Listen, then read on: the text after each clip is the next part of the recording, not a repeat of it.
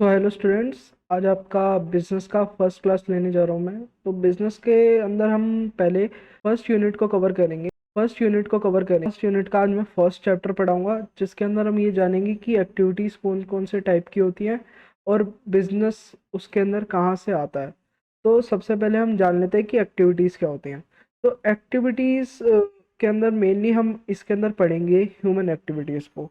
तो human activities are those activities which are performed by human. तो humans के द्वारा कोई भी एक्टिविटी परफॉर्म की जाएगी तो उसको हम ह्यूमन एक्टिविटी बोलेंगे। तो अब मान लेते हैं हमारा ये एक वर्ल्ड है। अब इस वर्ल्ड के अंदर तीन जने हैं, मोनू, सोनू और टोनू, और ये तीनों कोई भी एक्टिविटी परफॉर्म कर रहे हैं। तो अभी हम इनका लिख लेते हैं कि जैसे कि मोनू है, उसके पास एक फैक्ट्री है। सोनू है, उसकी खुद की एक दुकान है। और जो टोनू है, उसका एक एनजीओ है। अब तीनों कोई ना कोई एक्टिविटी तो कर रहे हैं और तीनों की एक्टिविटी ह्यूमन एक्टिविटी है। लेकिन तीनों की एक्टिविटी ह्यूमन एक्टिविटी के अंदर सेम नेचर की नहीं है। तो अब हम पढ़ते हैं कि ह्यूमन एक्टिविटी के कौन कौन से पार्ट्स होते हैं। अब ह्यूमन एक्टिविटी के अंदर दो जाती है टाइप, इकोनॉमिक और नॉन इकोनॉमिक। अब सबसे पहले हम समझ लेते हैं इकोनॉमिक के अंदर हम मेनली सबसे शॉर्ट फॉर्म में मैं ये समझा सकता हूँ कि इकोनॉमिक के अंदर जो हमारा मोटिव होता है वो प्रॉफिट मेकिंग नहीं होता। तो आप इसको इस तरह से समझ सकते हैं कि अगर मैं कोई काम कर रहा हूँ और एंड रिजल्ट में उसका मेरे को कोई फायदा नहीं है, और तो वो नॉन इकोनॉमिक हो जाएगी। और अगर उसका एंड रिजल्ट मेरे को फायदा देगा तो इकोनॉमिक एक्टिविटी हो जाएगी। और उसमें मेरा मोटिव भी फायदे का होना चाहिए। फायदा हो ना हो वो उससे फर्क नहीं पड़ता, लेकिन मेरा मोटिव फायदा का होना चाहिए। मतलब मैं चाहता हूँ कि मेरे को फायदे हो। जैसे कि कोई बिजनेस कर रहा है तो उसका मोटिव एंड रिजल्ट में क्या होता है कि वो प्रॉफिट कमाए और अपनी फर्म को ग्रो करे। तो ऐसे ही हम इसमें यही देखेंगे कि इकोनॉमिक एक्टिविटी के अंदर भी जो एंड रिजल्ट होता है वो फायदा ही होता है। तो अगर कोई बिजनेस कर रहा है और उसका मोटिव फायदे का है तो हम उसको इकोनॉमिक एक्टिविटी की कैटेगरी में शिफ्ट कर देंगे। तो वैसे ही अब जैसे नॉन इकोनॉमिक एक्टिविटी में हम आ जाते हैं। नॉन नॉन इकोनॉमिक एक्टिविटी के अंदर होता है कि हमारा जो एंड रिजल्ट होता है उससे हमें प्रॉफिट की कोई लालच नहीं होता। मतलब ये हम जैसे कि सोशल सर्विस वगैरह करते हैं तो उसके अंदर हम ये देखते हैं कि उसके अंदर हमारा मोटिव आखिर में प्रॉफिट मेकिंग का बिल्कुल भी नहीं होता। तो इसलिए हम उसको नॉन इकोनॉमिक एक्टिविटी भी कह सकते हैं। तो अब जैसा कि आपने समझ लिया है कि इकोनॉमिक एक्टिविटीज़ हम पढ़ने वाले हैं इस चैप्टर के अंदर, क्योंकि हमारा मेन मोटिव यहाँ पे बिजनेस को समझने का और उसको पढ़ने का है। तो हम इसके अंदर मेन बात इकोनॉमिक एक्टिविटीज़ के ऊपर ही करेंगे, और नॉन इकोनॉमिक एक्टिविटीज़ बस ऐसे ही समझने के लिए हमने पढ़ लिया है और बुक में भी दे रखा है। तो मतलब हमें बेसिक बताने के लिए हमें बताया गया है ये सब। तो अब हम इकोनॉमिक एक्टिविटीज़ के अंदर तीन टाइप की एक्टिविटीज़ पढ़ेंगे। तो सबसे पहले है आपकी बिजनेस, दूसरी है एम्प्लॉयमेंट, तीसरी है प्रोफेशनल। तो बिजनेस के अंदर क्या होगा कि जो पर्सन होगा वो खुद का कोई काम करेगा और किसी के अंडर वर्क नहीं करेगा। लेकिन एम्प्लॉयमेंट के अंदर जो पर्सन होगा वो किसी का एम्प्लॉय होगा और उसका कोई एम्प्लॉयर होगा और उसको किसी के अंडर वर्क करना पड़ेगा। लेकिन प्रोफेशनल इन दोनों। अब हम बिजनेस के अंदर पढ़ेंगे कि बिजनेस होती क्या है। तो सबसे पहले जो बुक में डेफिनेशन दे रखी है वो आप एक बारी पढ़ना। उसके अंदर लिखा हुआ है, business refers to that economic activity which is conducted on a regular basis to earn profit through the production and sale of goods and services। अब इसका मतलब क्या है? इसका मतलब यह है कि बिजनेस कोई भी ऐसी एक्टिविटी है जो डेली बेसिस पे हो। ये याद रखना आप, क्योंकि ये एमसीक्यू में बन सकता है। डेली बेसिस पे हो और प्रॉफिट मेकिंग के लिए हो। किसके लिए हो? डेली बेसिस और प्रॉफिट मेकिंग। और उसके अंदर प्रोडक्शन और सेलिंग को कंसीडर करेंगे। किसके प्रोडक्शन और सेलिंग को? गुड्स एंड सर्विसेज के। गुड्स एंड सर्विसेज के। गुड्स एंड सर्विसेज के प्रोडक्शन एंड सेलिंग को कंसीडर करेंगे। तो अब आपको इतना समझ में आ गया होगा। अब हम पढ़ते हैं एम्प्लॉयमेंट क्या है। Employment is a kind of contract under which a person works under someone for remuneration, for example working in factories. तो अब आपने एक बारी डेफिनेशन पढ़ ली, अब आप इसको खुद से सोचो इसका मतलब क्या है। अब मैं आपको बताता हूँ। तो इसके अंदर बुक के अंदर मेनली लिखा हुआ है कि एक वर्कर वो पर्सन है जिसका कोई बॉस हो और वो किसी के अंडर वर्क कर रहा हो, यानी कि कोई उसको ऊपर ऑर्डर देने वाला हो और वो उसके नीचे वर्क कर रहा हो। अब इसमें मेन इंपॉर्टेंट क्या है कि इसमें वो खुद के बेनिफिट के लिए, क्योंकि उसको रेमुनरेशन मिलेगी। रेमुनरेशन मतलब सैलरी, ये थोड़ी बिजनेस की टर्म है। सैलरी को हम यहाँ पे रेमुनरेशन कहते हैं। तो रेमुनरेशन मिलेगी तो वो क्यों मिलेगी? क्योंकि वो किसी के अंडर एम्प्लॉय करके उसका ऑर्डर मान रहा है और उसके ऑर्डर पे उसका काम करके दे रहा है, तो उसके बेसिस पे उसको रेमुनरेशन मिल रही है। तो जो बंदे को ये सब करना पड़ रहा है किसी के अंडर, उसको हम एम्प्लॉय कहते हैं। उसको हम क्या कहते हैं? एम्प्लॉय। और जिसके अंडर वो वर्क कर रहा है, वर्क्स अंडर, उसको हम क्या कहेंगे? उसको हम कहेंगे एम्प्लॉयर। एम्प्लॉयर मतलब कि वो उसको काम दे रहा है। तो अब आपको इतना समझ में आ गया कि एम्प्लॉयमेंट वो एक्टिविटी है जिसके अंदर कोई आदमी किसी के अंडर वर्क कर रहा हो, उसका कोई बॉस हो और जो उसको रेमुनरेशन दे रहा हो उसके काम के बदले। और इसके अंदर एम्प्लॉयर का होना बहुत एम्प्लॉयमेंट नहीं कहलाएगा। तो अब आप यहाँ पे देख सकते हैं कि प्रोफेशन एक इकोनॉमिक एक्टिविटी है जो किसी पर्सन के द्वारा की जा रही है, जिसके पास कोई स्पेशल स्किल या कोई स्पेशल नॉलेज है और वो उसका यूज़ सोसाइटी के डिफरेंट सेक्शंस को सर्विस प्रोवाइड करने के लिए कर रहा है। तो हम इससे ये पता लगा सकते हैं कि अगर कोई बंदा जिसके पास स्पेशल स्किल है और स्पेशल नॉलेज है और वो किसी को अपनी सर्विस प्रोवाइड कर रहा है, तो वो एक प्रोफेशनल है। और प्रोफेशन जो उसके पास स्पेशल स्किल्स और नॉलेज है वो कहलाएंगी। तो अब आपको इतना समझ में आ गया होगा। अब हम नेक्स्ट टॉपिक पे बढ़ते हैं। तो अब तो अब मेन मोटिव तो बिजनेस पढ़ने का ही है। तो बिजनेस, इसलिए हम इकोनॉमिक अंदर खाली बिजनेस के बारे में पढ़ेंगे। बाकी भी आएंगे लेकिन वो आपके 12th क्लास के अंदर होंगे और ज़्यादा डीपली में कहीं पे भी एक्सप्लेन नहीं किया गया है, 12th में भी नहीं और 11th में भी नहीं। तो अब अभी हमारा मेन मोटिव खाली बिजनेस पढ़ने का है। तो हम बिजनेस के बारे में पढ़ते हैं। तो डेफिनेशन एक बार फिर से रिवाइज करवा देता हूँ। कोई भी इकोनॉमिक एक्टिविटी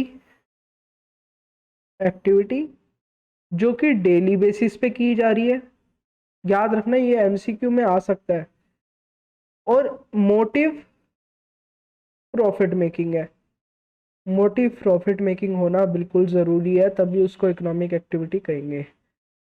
तो ये तीन चीज़ें याद रख लो, इकोनॉमिक एक्टिविटी और प्रॉफिट मेकिंग का मोटिव। अब हमें इतना पता लग गया कि बिजनेस के अंदर ये तीन चीज़ें होनी ज़रूरी है, तभी वो एक बिजनेस कहलाया जाएगा।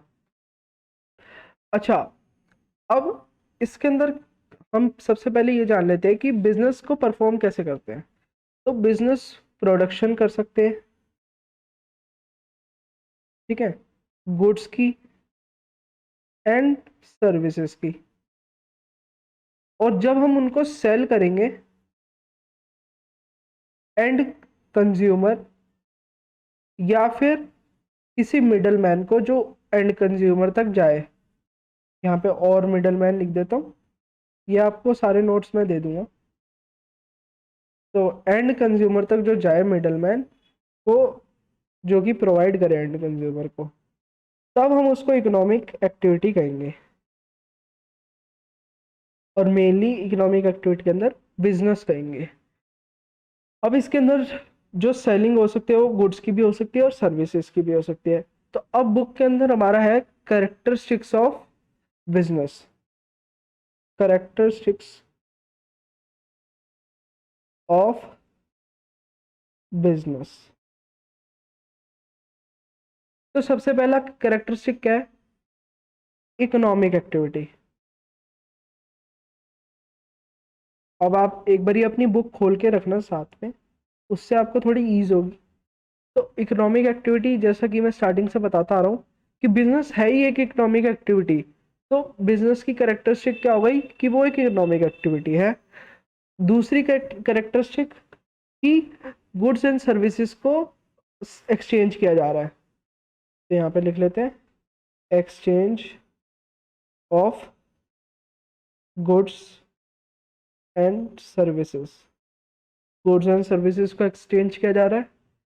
तीसरा, रेगुलरली डीलिंग हो रही है, ये इंपॉर्टेंट है, डेली बेसिस रेगुलरली डीलिंग, दोनों सेम ही है, रेगुलरली डीलिंग हो रही है।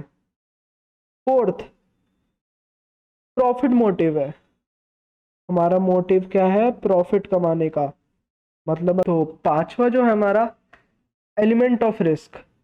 अच्छा, अब ये चीज समझने वाली है, इसको आप ढंग से समझना।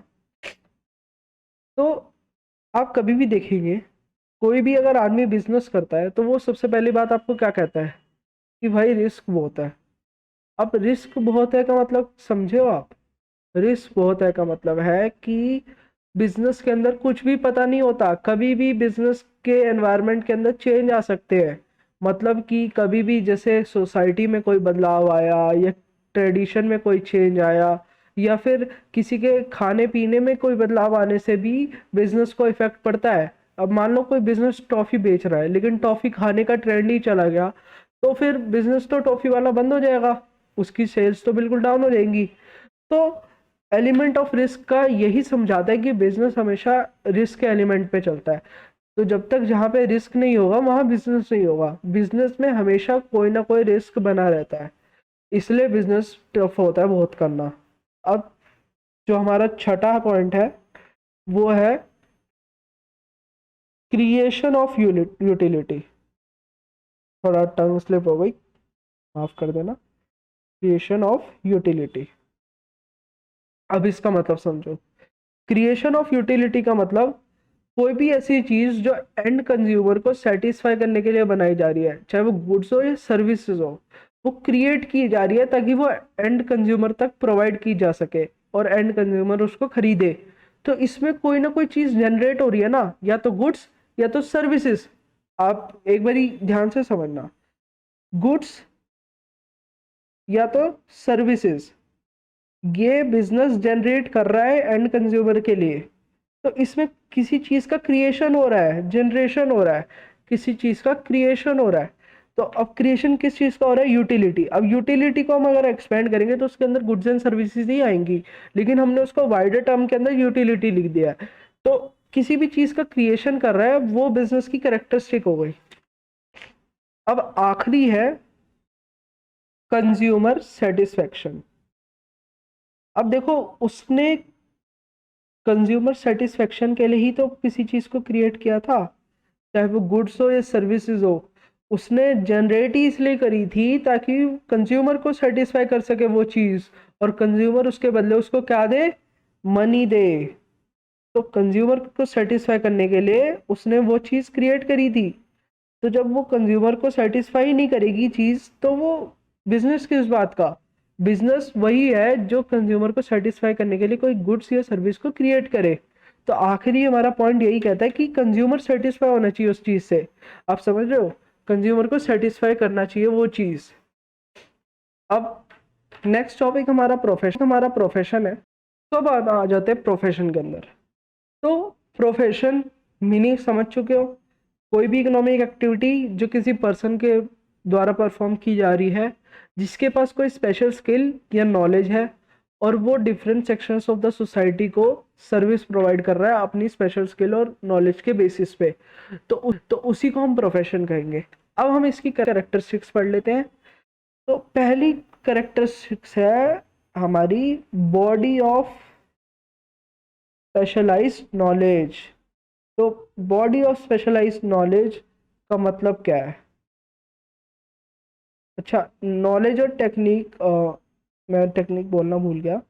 तो body of specialized knowledge and technique.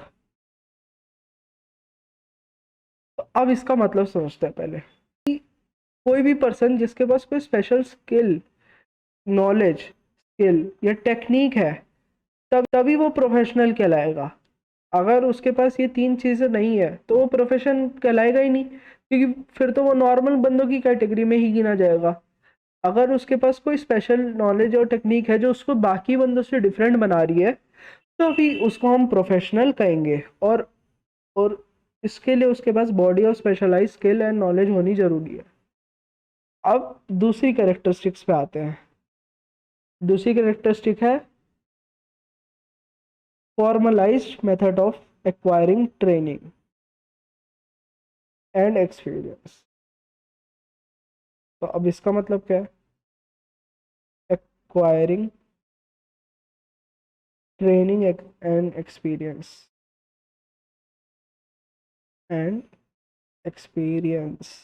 तो अब आप इसका मतलब समझो। Formalised method of training and acquiring experience. तो अब इसके अंदर क्या बताता है ये हमारी बुक कि प्रोफेशन के अंदर एक्सपीरियंस और ट्रेनिंग लेने के कोई मेथड्स होते होंगे। अब जैसे कोई बिजनेस कर रहा है तो उसको बिजनेस करने के लिए कोई भी एक्सपीरियंस या ट्रेनिंग लेने की ज़रूरत नहीं है, वो अपने दिमाग के बेसिस पे बिजनेस कर सकता है।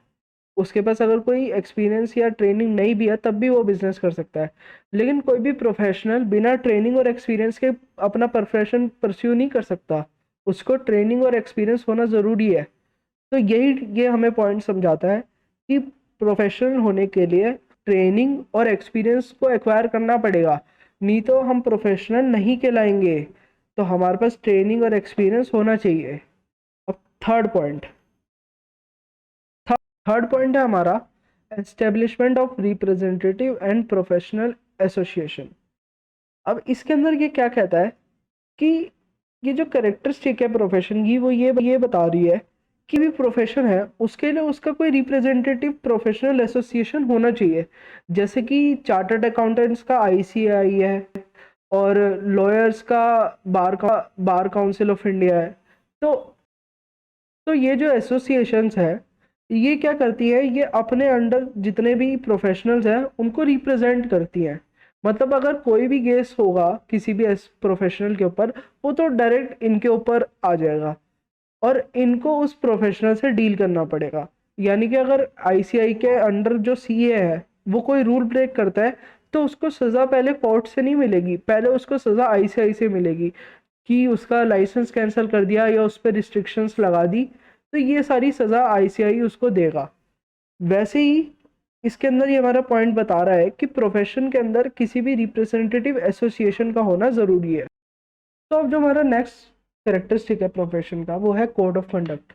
तो ये आप इसको ऐसे समझ सकते हैं कि code of conduct rules and regulation होते हैं उन प्रोफेशनल्स के लिए जो कि किसी प्रोफेशनल एसोसिएशन के अंडर रजिस्टर्ड है और उनको वो रूल्स एंड रेगुलेशन फॉलो करने पड़ेंगे। मतलब कि उनको उस कोड ऑफ कंडक्ट के अंदर रह के ही अपने एक्टिविटीज़ को परफॉर्म करना होगा। अगर वो उसके बाहर जाते हैं तो उनको पेनल्टी या फिर उनका लाइसेंस भी कैंसिल किया जा सकता है। तो ये कोड ऑफ कंडक्ट कुछ नहीं है, बस रूल्स एंड रेगुलेशन है या उसकी बुक है जो उसको जिसके अंदर सारे रूल्स एंड रेगुलेशन लिखे हुए हैं। और ये जो क्रिएट की जाती है वो प्रोफेशनल एसोसिएशन के द्वारा की जाती है। अब नेक्स्ट जो हमारा आखिरी पॉइंट है वो है priority to service and economic consideration. अब इसके अंदर आप ये मेन चीज़ है समझने के लिए, priority to service and economic consideration. तो अब आप इससे क्या समझते हैं, पहले तो मैं आपको ये जानना चाहता हूँ। आप ये कमेंट में बता सकते हैं मेरे को, कमेंट सेक्शन आपके लिए। समझिए कि सर्विस उसका प्रायोरिटी है और पैसा उसका सेकेंडरी है। तो अब हम नेक्स्ट टॉपिक की तरफ बढ़ते हैं, वो है एम्प्लॉयमेंट। तो एम्प्लॉयमेंट का टॉपिक हम नेक्स्ट क्लास में पढ़ेंगे क्योंकि ये थोड़ा बड़ा टॉपिक है और इसके बाद ऑब्जेक्टिव्स भी आएंगे। तो आज के लिए आप बस इतना ही समझिए। नेक्स्ट क्लास में मैं आपको ऑब्जेक्टिव्स बताऊंगा बिजनेस के और एम्प्लॉयमेंट के करेक्टरिस्टिक्स को बताऊंगा।